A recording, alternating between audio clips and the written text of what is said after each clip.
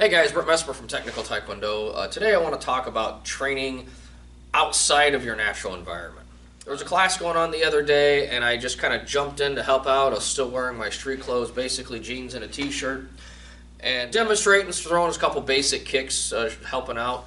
And one of the students had asked me, it's like, how can you kick in jeans? And I just kind of stopped for a second. It's like, you should be able to kick and move in whatever you're wearing. So I just thought I'd make a real quick video about training and doing things outside of what you consider normal. I don't need to have my uniform on to throw kicks.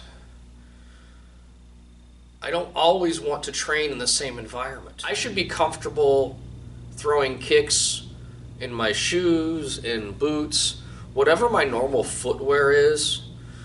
I should be comfortable moving and throwing kicks and strikes in that normal footwear, in my normal clothes. There are limits to what I can do. Wearing jeans, the last thing you want to do is try for a head kick. Unless you have invested in Chuck Norris's 1970s kick jeans. Yeah, they had those back then. There was an extra layer of material inside the crotch to allow your leg to come up and kick head level. No other jean is made that way. Okay? Basically, they took the martial arts uniform pants and made it out of denim material. Unless you're buying those, don't kick to the head. Because when you get your knee up past belt level high, you're stretching the material through the crotch. What's going to happen is if I lift my leg higher, my base leg is going to be drug with it. And when I go to put my feet back on the ground, my foot's not going to be underneath my hip. And that's in you see all the videos, a guy throwing high kicks, and one foot goes up and the other one follows, and they end up on their ass.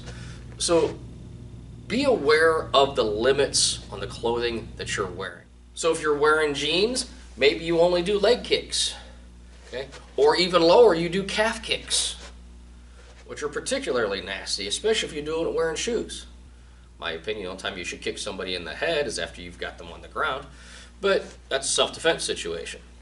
So you should be able to kick in pretty much whatever you are wearing. You just have to be aware of the limitations of your clothing. So if I'm wearing jeans, I cannot kick to the head. If I try to kick to the head, the limit of the material through the crotch is going to pull my base leg up as I throw the kick high. And this is the entertaining video industry where you see all these people throwing high kicks and they end up on their ass because the material stretches and it's going to pull your base leg up as you try that high kick. Your momentum is going to pull the base leg with you. So just be aware of what your limits are. Okay, so if I'm wearing jeans, I'm going to be throwing mostly leg kicks. I might go to the abdomen area, strike a kidney, liver. Floating ribs is probably the highest I'm going to kick when I'm in a self-defense situation. I'm basically going to be kicking here down anyway. In a self-defense situation, I am not going to be kicking somebody in the head. Just not going to do it. It's too risky. It's too easy for someone to grab your leg. It's easy enough for them to grab a leg in the midsection, which is why leg kicks are a little bit safer, especially if I'm wearing boots or shoes. Ladies, if you're wearing anything with a heel, you're going to have to be aware of what you can and cannot do in those shoes. I highly recommend you practicing your moves wearing different shoes. If I'm at work and I'm wearing steel-toed boots, how does that affect? Well, those boots aren't exactly light. So when I throw that kick, it's going to whip my leg out much faster than if I'm barefoot. It's also going to put more pressure on my knee joint. So if I snap the kick wearing boots that weigh a pound, it might put some pressure on my knees. Okay? So just be aware of it. And the only way to be aware of it is to practice with wearing them. Guys or girls who wear cowboy boots, you need to learn how to move in those boots. It's different. Okay? The nice thing about cowboy boots is that that tip is pretty darn hard, and when I come around with that turning kick, I can nail pressure points with it all day long. Very, very effective. Don't have to worry about pulling my toes back either, because the hardness of that boot is just going to do a serious amount of damage. If I come around with the heel for a side kick or a back turning kick, yeah, that's focusing all that power into a very small area. Ladies wearing heels, a stomp with that heel, you might puncture skin, depending on how small that heel is. Some training videos I've seen recommend taking off those heels and using them in your hands as weapons. If you have time, great. It depends on how fast you can kick those shoes off. Some of them don't come off so easy. Again, these are all things that you should be aware of and have practice prior to going out for the evening. Another thing we want to talk about is training outside. So if you're only training inside of a mat space where everything is controlled and everything's always the same, you're missing out a good part of your training. If you end up in a self-defense situation and you happen to be outside, how do you know what you can and cannot do? You know, if you're on a slightly elevated, or if you're outside and it is, wintertime and it's just a little bit slick outside, or it just rained, how does that change what you can and cannot do? So one of the things you need to be experimenting with is going outside and paying attention to the unevenness of the ground, what you can do, what you can't do. How does your environment affect your training? What do I have to modify outside for what I normally do inside? When you're outside and you're on this uneven terrain, are you going to be doing jump kicks and different things? Yeah, probably not. You want to lower your center of gravity a little bit. Okay? Make sure you have a better foundation. But when I'm working and moving outside, I have to pay attention, because like I said, currently I'm on a slight incline. It does change a little bit, and plus it's outside. The ground is uneven. I have to pay attention where I'm stepping. Being outside, how does the terrain affect your movement? And if you've never been outside, if you've never practiced outside, you need to. So one of the things that you can do outside is you can practice your forms. And that's going to give you an idea of how to move in a controlled manner when you're executing your forms and you're moving and flowing from one motion to the next. Just get used to the movements and how the different levels of the terrain affects your footwork. Trying to figure out how the terrain affects it, I'm just going at a nice slow pace and figuring out where I need to place my feet. So I am going to move a little bit slower, especially on the icy conditions that are out here today. Another thing that I'm going to be paying attention to is basic footwork. So my steps, my lunges, I'm going to be cutting some different angles, changing feet, and just feeling how all of this affects what I'm doing. Okay? So maybe add a few kicks and things as I'm coming through. And I'm doing that just to get used to the terrain, get used to being outside. How is it different? And it's not that much different, okay? But, we start playing on different levels, and if you've never done it, it's enough to mess you up. Another thing that's good to practice is if you have some kind of a hill where you can practice your footwork, your sparring drills, or even just sparring with another partner. Learning to move and fight downhill, it changes your targets. So now when I'm kicking here, I'm kicking their leg. Okay? Or normally that's a body level kick. So that changes with the different height or altitude of the other person. When you're outside, you want to practice on these different hill inclines and get used to the movement, just the basic motion of how to move and how to stand on. And again, what are my targets? When they have the high ground, how does that change? Well, when I do have the high ground, when I throw that kick to the body normally, well, now that's a head level technique. Okay? So that's the advantage of having the high ground is, your mid-level kicks are now head level.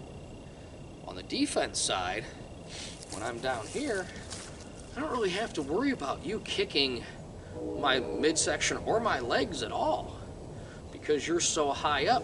I keep my hands high and I pretty much cover everything. And the off chance that you kick low, you're going to kick to my midsection. Okay? So it changes things, it changes how you move, and unless you're outside and you're experimenting with it, you're playing with it, you're never really going to understand how to do this. So find a buddy, find a small hill, go out and play when it's a nice day out, and get used to moving and experimenting with how you move outside in different environments. I've trained a lot outside. It doesn't bother me to move and flow and do all these things. We do a lot of this kind of training at our dunes camp in the summer. Second weekend of June, it's the Indiana Dunes State Park. We do a training camp all weekend out there. If you're interested in that, please click on the link below, and you're more than welcome to join us. But it's a fantastic camp. We're outside training, and we're playing on the sand dunes out there, out in the woods, and it gives a really unique experience as far as training and moving outside. So you guys are welcome to come to that, but we're going to go play in the woods a little bit. So if you're lucky enough to have actual woods near your house or at a park or something, and you find a log that's been blown down, it's a great opportunity for some balance training. And I'm not going to play too much on this because the whole thing is covered in ice and snow, and I don't really feel like falling on my ass for camera. So, but just practicing going up and down the log is fantastic for your balance. And I said this is covered. This is really slick, so I'm not going to be playing a whole much. But just the act of moving and just controlling that balance on the log. But just the action of moving around on these logs is fantastic training.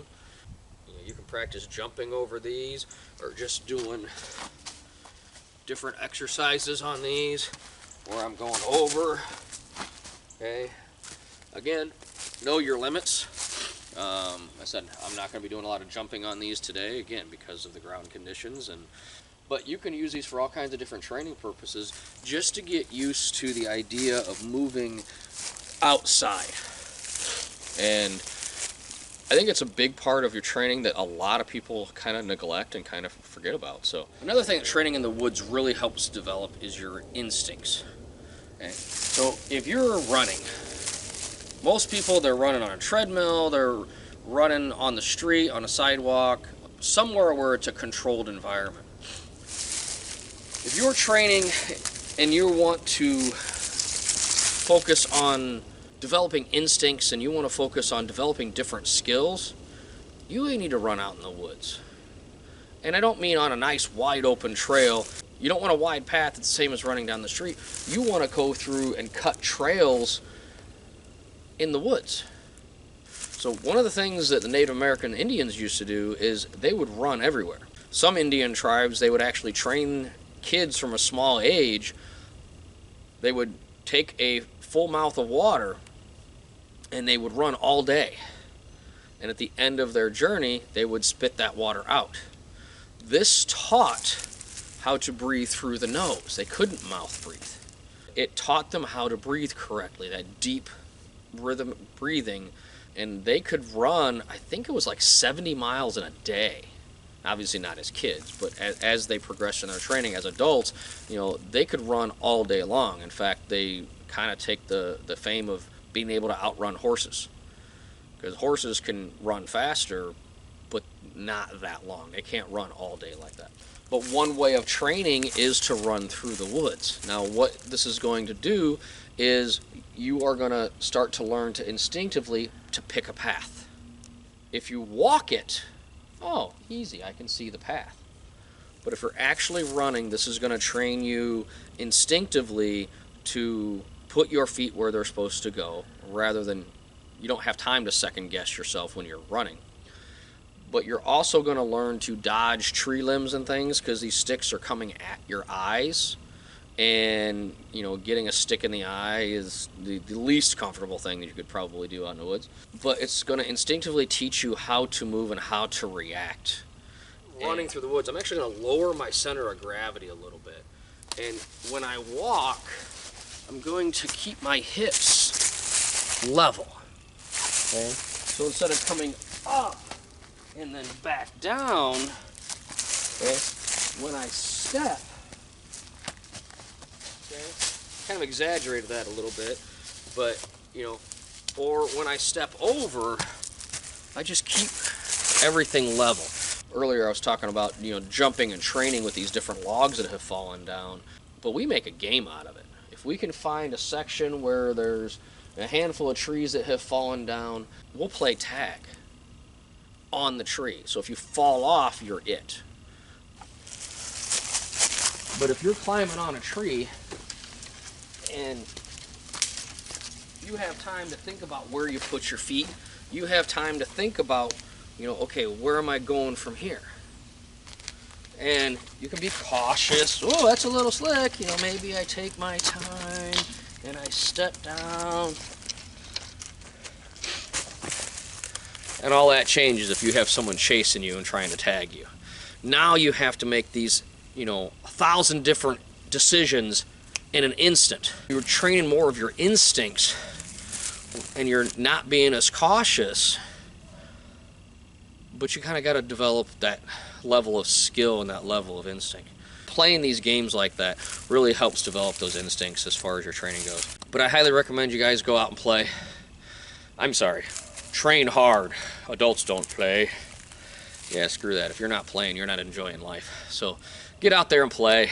And all these different playing exercises, these different things that we're talking about, are going to develop your skills. Being able to move on an uneven surface and being outside is going to make you more comfortable if you're attacked and you happen to be in the park. Who cares? I can move on uneven surface. I've trained it. Can you? And that's the question. So just something to think about, something to add to your training, something to give a little bit of variety to your training. You feel like you're stuck in a rut and you're not learning as much as you want to, take your training outside. Go play in the woods. Go for a run in the woods. Running in the woods is completely different than running anywhere else. You have all the obstacles to jump over, to step over. It's different. Go out and enjoy nature. Enjoy your training. Just the act of moving around and playing on these different conditions is really going to get you used to what you can and cannot do. I know I can't play full speed on a log that's covered in ice. That's why I'm not going to try it. If it's summertime, I might get a little more rambunctious, you know, but right now, you know, I know what I can and can't do, and that's what you guys need to find out for yourselves. Okay? So again, short video, but I want to thank you guys for watching. Until next time, God bless and keep on kicking.